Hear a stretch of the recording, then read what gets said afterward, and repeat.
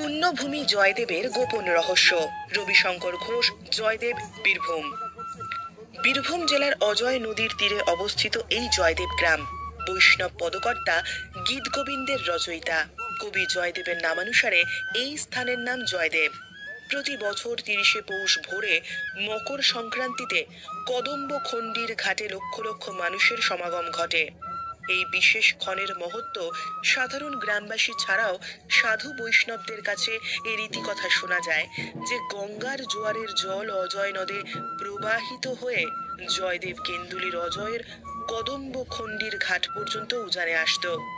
এই সময় সর্ষের ফুল ও অন্যান্য ফুল ফেলে গ্রামবাসীরা উজান পরীক্ষা করত নিশি ভোরে, আর এই উজানে গঙ্গা জলে স্নান করে পুণ্য অর্জন করত। এটাই পরম্পরা আকারে চলে আসছে কবি জয়দেবের আমল থেকে।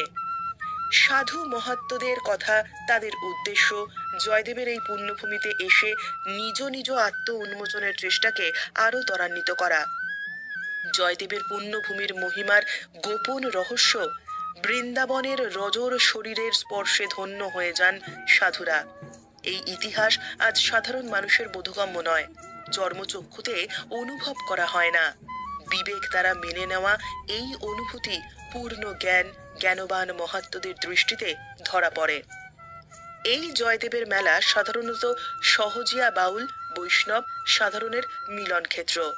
কবি জয়দেব 1860-70 সালে আনুমানিক আগে শঠচক্র সাধনের মধ্য দিয়ে দিব্য জ্ঞানের অধিকারী হন।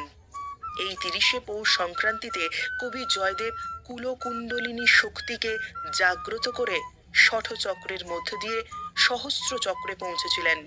বাউলের ভাষায় ছাঁচানি জল মকর চায় মারা, অর্থাৎ পরমাত্মার সঙ্গে জীবাত্মার মিলন এবং অলৌকিক শক্তির অধিকারী হন।